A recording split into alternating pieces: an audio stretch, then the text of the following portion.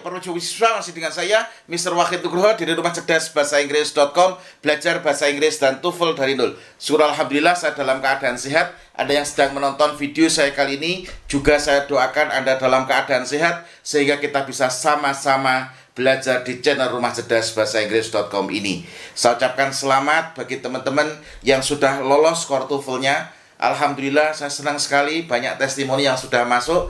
Terima kasih sir, saya sudah lolos TOEFL sehingga saya bisa lanjut studi di dokter spesialis. Saya mengambil spesialis bla bla bla. Banyak sekali yang sudah kasih testimoni.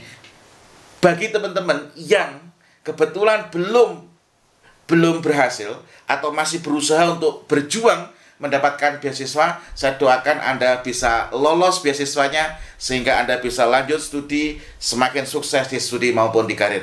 Saya ucapkan terima kasih juga bagi teman-teman yang sudah membeli buku konsep belajar TOEFL dari nol, belajar listening TOEFL dari nol. Alhamdulillah, buku ini sudah didistribusikan ke seluruh Indonesia dan sudah membantu banyak orang untuk lolos skor TOEFL. Bagi teman-teman yang masih bingung untuk mengerjakan pola-pola yang ada dalam TOEFL, Anda bisa belajar bagaimana cara belajar TOEFL dari nol. Ini akan mengajarkan bagaimana Anda belajar TOEFL dari nol. Itu nanti ada video pembelajarannya. Ini ada kurang lebih 200 video lebih ini. Ini 200 video lebih yang akan menemani Anda untuk menguasai TOEFL. Untuk menyingkat waktu, mari kita langsung diskusikan 6 soal yang sudah saya tulis di papan. Untuk mengerjakan 6 soal ini, Anda tidak perlu mengetahui artinya.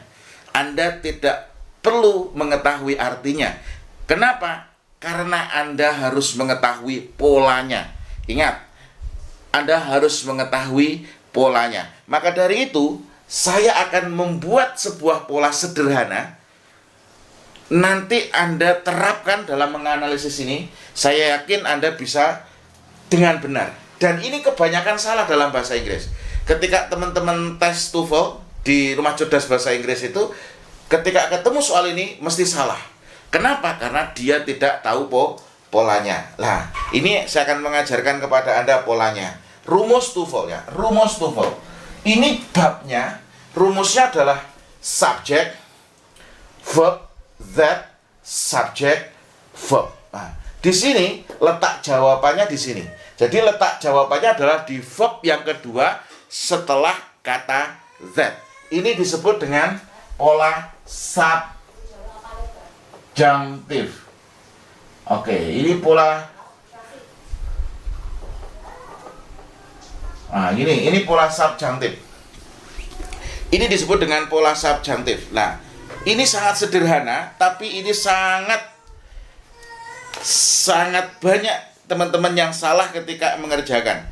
Kalau di buku konsep belajar TOEFL dari nol ini, Anda bisa buka di pola subjunctive. Pola subjunctive itu ada di chapter 24, ada bab 20. Oke, ada di bab 24 halaman 221. Jadi ada halaman 221. Lah, polanya bagaimana? Subject, verb, that, subject, verb. Ya, verbnya ini adalah letak jawabannya. Letak jawabannya di sini. Oke. Tapi supaya Anda bisa mengerjakan ini, Anda harus tahu dulu ada 13 kata dan 9 frase yang harus dihafal. Apa saja? Repeat after me ya. Yang ada di rumah, Anda jangan hanya melihat saja. Saya minta Anda menirukan.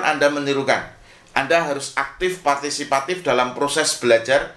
Jadi kalau proses belajarnya jangan diam toh. Kalau saya ngajar di kelas, biasanya saya minta siswa itu untuk aktif, partisipatif dalam proses belajar. Saya minta Anda menyebutkan, saya minta Anda angkat tangan. Jadi belajarnya lebih mudah. Oke, ada 13 kata yang harus Anda hafalkan. Yang pertama adalah advice. Oke, repeat after me. Advice, ask, demand, insist, propose, recommend, request, suggest, require, comment, decree, order, urge.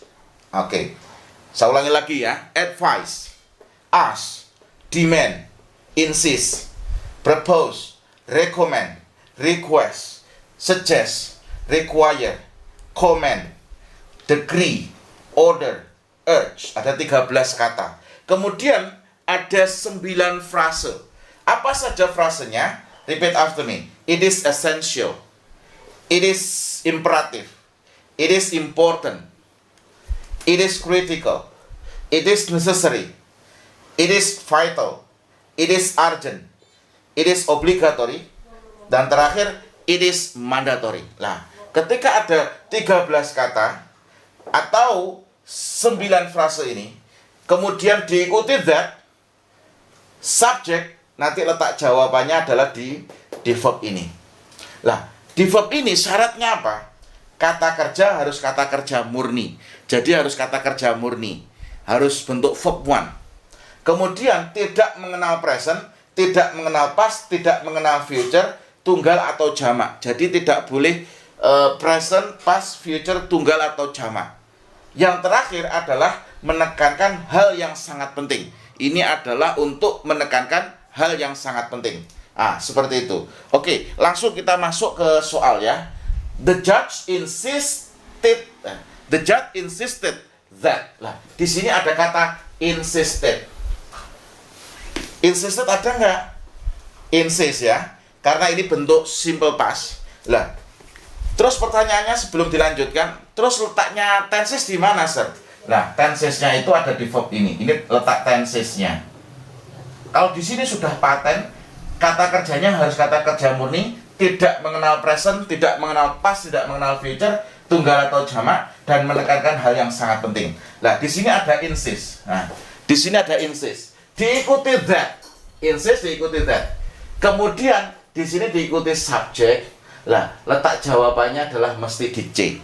Nah, di sini tidak boleh mengenal present, tidak boleh mengenal past, tidak boleh mengenal future, dan ini harus kata kerja murni. Berarti di sini yang benar adalah return. Nah, gitu. Guys. Kemudian yang nomor 2, the university requires. Lah, di sini ada kata requires, ya toh? Requires ada enggak? Oke, di sini ada require. Di sini ada require, ya toh? Ketika require diikuti that. All its student ini adalah subjeknya. Jawabannya mesti di mana? Jawabannya mesti di C. Will take. Ini salah. Kenapa salah? Karena di sini tidak mengenal present, tidak mengenal past, tidak mengenal future. Harus kata kerja murni. Makanya di sini adalah harusnya take. Nah, gitu, harusnya take gitu.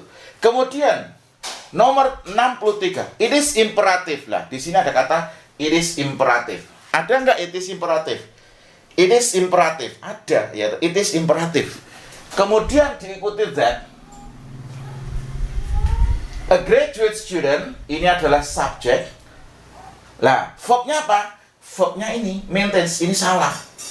Lah, ini harus kata kerja murni. Ini yang benar tanpa S, maintains. Tanpa S. Karena kalau ditambahkan S, berarti ini menunjukkan apa? Simple present. Loh, kok ngerti ini simple present? Karena, ya toh, ini subjeknya kan seorang murid lulusan, seorang murid yang sudah lulus itu, a graduate student, seorang murid yang sudah lulus. Lah, di sini yang salah yang B, harusnya tanpa ada S. Kemudian soal nomor 64. Nah, jawabannya mesti di situ. Anda harus menghafalkan kata insist, require, it is imperative. Nah, terus yang 63, it was recommended. Nah, di sini ada it was recommended atau recommend. Nah, recommend ada toh? Ada recommend. Ada recommend diikuti recommend diikuti apa? That. Nah, ini the test. Nah, the test ini adalah apa? The test ini subject. Was done. Nah, ini kebetulan ini adalah bentuk kalimat pasif. Untuk bentuk kalimat pasif ini tidak boleh pakai was. Tidak boleh pakai is, ini salah. Kenapa? Karena kalau pakai is, ya toh, ini berarti menunjukkan present. Kalau pakai is berarti menunjukkan apa? Menunjukkan present. Kalau was berarti menunjukkan past. Nah, untuk kalimat pasif bagaimana, Sir? Harus kata kerjanya kata kerja murni. Ini kan apa? Kata kerja harus kata kerja murni. Berarti di sini harusnya bentuknya adalah be. Be verb 3. Nah, be done. Berarti yang salah yang C. Nah, seperti itu, mudah sekali. Kemudian 65, the regulation requires. Nah, di sini ada kata requires. Requires ada nggak? Require ada toh? Require ada. Loh, kok ada S-nya di sini? Ini karena menunjukkan simple present. Oke. Tensesnya perubahannya di verb yang verb yang pertama. Diikuti apa? That. Lah, ini hati-hati. Soal ini jebakannya adalah di sini. Lah, di sini everyone ini adalah noun. Lah, who hold non-immigrant visa, ini who holds non-immigrant visa, ini adalah adjective clause. Adjective clause masih menjelaskan imigran. Menjelaskan everyone gitu. Ini masih everyone who holds a non-immigrant visa, ini masih menjelaskan kata everyone. Jadi di sini subjeknya berupa klausa. Karena subjeknya berupa klausa yang berupa adjective clause, berarti subjeknya adalah everyone who holds non-immigrant visa. Ini adalah subjeknya. Verbnya yang mana? Verbnya adalah yang ini. Maka yang salah yang ini, reports-nya tanpa S. Kalau Anda nggak jeli subjeknya yang mana, Anda mesti menyalahkan yang B. Yang B ini yang salah. Padahal itu masih subjek. Letak jawabannya adalah di verbnya. Oke. Jadi di sini yang salah reportnya harusnya tanpa S. Soal yang terakhir 66. The doctor suggested. Nah, di sini ada kata suggested. Ada nggak suggest? Ada suggest. Diikuti that. Subjeknya apa? His patient subject. Nah, stopnya di sini yang salah. Kenapa? Di sini harus kata kerja murni, tidak mengenal present, tidak mengenal past, tidak mengenal future, menekankan hal yang sangat penting. Berarti di sini harus kata kerja murni, yaitu adalah stop. Nah, seperti itu. Ini adalah pola-pola yang wajib Anda ketahui. Kenapa? Karena kalau Anda nggak mengetahui pola ini, kebanyakan Anda salah.